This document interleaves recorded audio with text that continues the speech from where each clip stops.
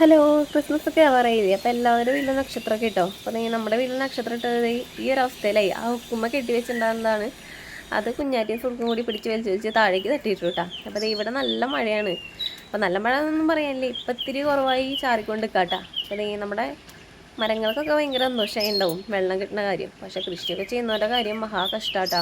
ഇവിടെ വീടിനടുത്ത് തന്നെ ഏതൊരു ബണ്ടൊക്കെ പൊട്ടി നെൽകൃഷിയൊക്കെ നശിച്ചു പോയിട്ടുണ്ട്.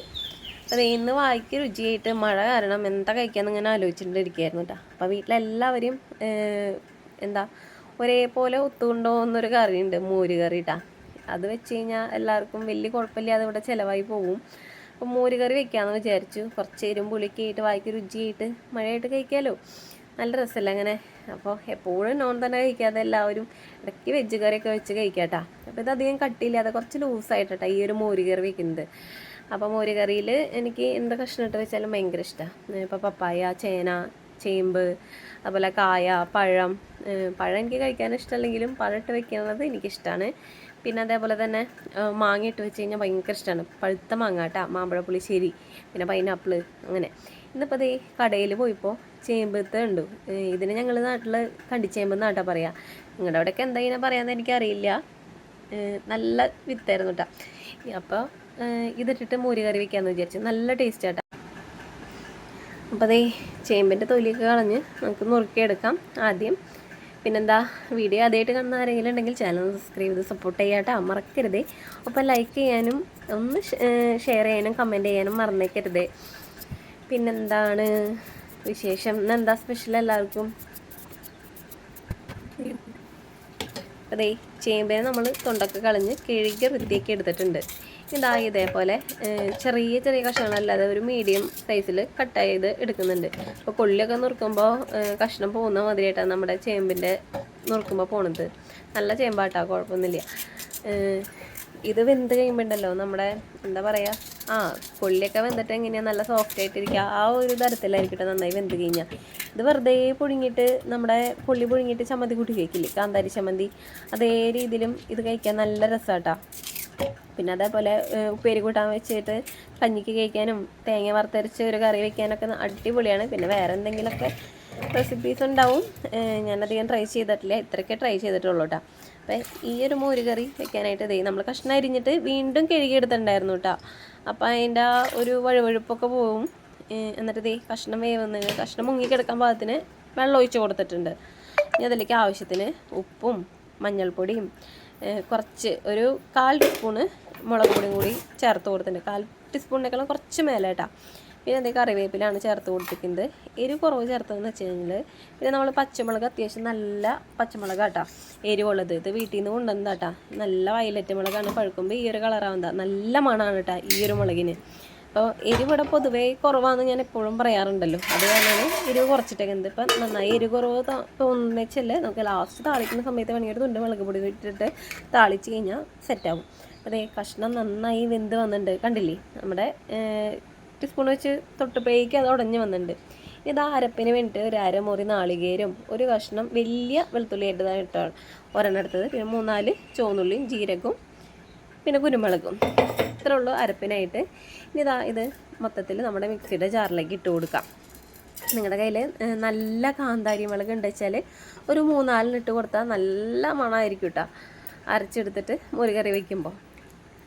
അപ്പോൾ അതെ, ഇനി ഇതിലേക്ക് നമ്മൾ വെള്ളമല്ല, വെള്ളത്തിന് പകരം നമ്മൾ നല്ല അത്യാവശ്യം പുളിപ്പുള്ള ഒരു തൈരാണ് കേട്ടോ അത്. അപ്പോൾ അതും കുറച്ച് പുളിയില്ലാത്ത തൈരും ഉണ്ടായിരുന്നു, അതും കൂടി ഒഴിച്ച് കൊടുത്തിട്ട് കുറച്ച് വെള്ളം ഒഴിച്ചിട്ട് നന്നായി നമ്മൾ അരച്ചെടുത്തിട്ടുണ്ട്, കണ്ടില്ലേ? ഇതേപോലെ.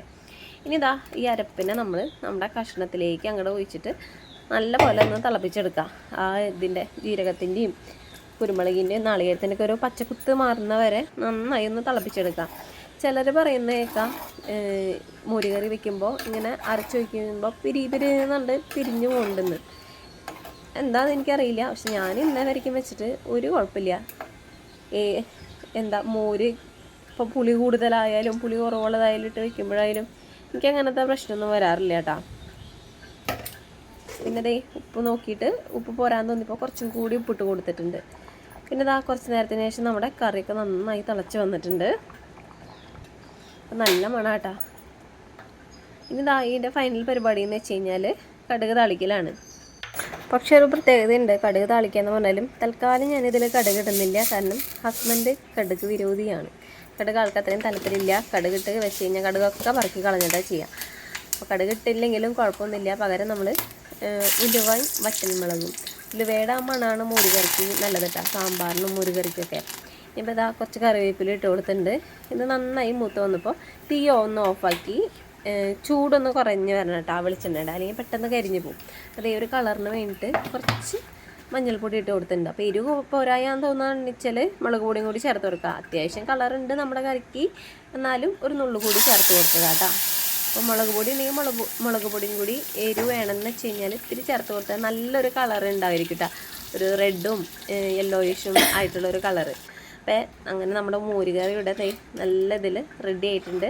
അപ്പോൾ ഒരു പ്രാവശ്യം ഉറപ്പായിട്ട് എല്ലാവരും ട്രൈ ചെയ്ത് നോക്കാം, ഫീഡ്ബാക്ക് അറിയിക്കുക. അപ്പോൾ അത്രേ ഉള്ളൂ. ഇനി എന്താ, നല്ല ചൂട് ചോറിനൊപ്പം ഈ ഒരു ചൂട് നല്ല ആവി പറക്കുന്ന മോരുകറിയും കൂട്ടി ചോറിനാണ്. അപ്പോൾ ചോറും ചൂടാണ്, നമ്മുടെ കൂട്ടാനും ചൂടാണ്. ഇതാ സൈഡിലൊരു അലങ്കാരത്തിന് വേണ്ടി ഒരു പപ്പടവും 2 കഷ്ണം കൊണ്ടാട്ടമുളകും വെച്ചിട്ടുണ്ട്. കൊണ്ടാട്ടമുളക് നമ്മുടെ വീട്ടിലുണ്ടാക്കിയതാട്ടോ, അത് കാരണം നല്ല ടേസ്റ്റ് ഉണ്ട്. കടയിൽ നിന്ന് വാങ്ങുന്നതിൽ ചിലത് ഉപ്പിൻ്റെ കട്ടയായിരിക്കും കേട്ടോ. ഉപ്പ് വെച്ചിട്ട് നമുക്ക് മുളക് കഴിക്കാനുള്ള ഇഷ്ടം പോയി കിട്ടും കേട്ടോ. ഇപ്പോൾ നമ്മുടെ കറിയൊക്കെ ഞാൻ ഒഴിച്ച് കൊടുക്കണ്. നമ്മുടെ കഷ്ണം ഉണ്ടല്ലോ നല്ല സോഫ്റ്റാണ് വെന്തപ്പോൾ. അത് വെന്തെന്നുള്ളത് ഞാൻ കയ്യിൽ വെച്ച് കാണിച്ചപ്പോൾ നിങ്ങൾക്ക് മനസ്സിലായിണ്ടാവില്ലേ. പിന്നെ അതേ കുറച്ച് നമ്മുടെ മാങ്ങച്ചാറാട്ടാ, ഇത് വെറുതെ വെളിച്ചെണ്ണയും കറിവേപ്പിലൊക്കെ ഇട്ട് തിരുമ്മിയതാണ്. എനിക്ക് ഭയങ്കര ഇഷ്ടമാണ് ചൂട് ചോറ് കഴിക്കാനായിട്ട് കേട്ടോ. അപ്പോൾ നോണിനേക്കാളും എന്താ പറയുക, ഇങ്ങനെയൊക്കെ കറികളുണ്ടെങ്കിൽ കഴിക്കാനായിട്ട് ഭയങ്കര ഇഷ്ടമാണ്. അപ്പോൾ എത്ര ചിക്കനും മട്ടനൊക്കെ ഉണ്ടെന്ന് പറഞ്ഞാലും ഈ ഒരു കറി ഉണ്ടെങ്കിൽ അതൊന്നും നമ്മൾ മൈൻഡ് ചെയ്യില്ല. അതേപോലത്തെ കറി കൂട്ടിയിട്ടാണ് ചോറിന്. എനിക്ക് പിന്നെ നോൺ കൂട്ടി ചോറിനൊന്നും വലിയ ഇഷ്ടമില്ല. വല്ല ചപ്പാത്തി അല്ലെങ്കിൽ പുട്ട് അങ്ങനത്തെ ഒക്കെ കഴിക്കുകയാണ് ചെയ്യാറ്. പിന്നെ വല്ല ബിരിയാണി ഉണ്ടെച്ചാൽ മാത്രമേ ഇറച്ചി കഴിക്കാനായിട്ട് കൂടുതൽ താല്പര്യം കാണിക്കാം കേട്ടോ. അപ്പോൾ ദേ മഴയത്ത് ഇതേപോലെ കറിയൊക്കെ വെച്ച് എല്ലാവരും കഴിക്കുക. അപ്പോൾ ഞാനെൻ്റെ ഫുഡ് വേഗം കംപ്ലീറ്റ് ആക്കട്ടെ. അപ്പോൾ പുതിയൊരു വീഡിയോ ആയിട്ട് നമുക്ക് വീണ്ടും കാണാം. നല്ല ടേസ്റ്റ് ആട്ടോ അത് കഴിക്കാനായിട്ട്. അപ്പോൾ ഫീഡ്ബാക്ക് അറിയിക്കാൻ മറക്കരുത്. അപ്പം ചാനൽ സബ്സ്ക്രൈബ് ചെയ്യുക. പുതിയൊരു വീഡിയോ ആയിട്ട് നമുക്ക് വീണ്ടും കാണാം. അതുവരെയ്ക്കും tata bye bye, see U.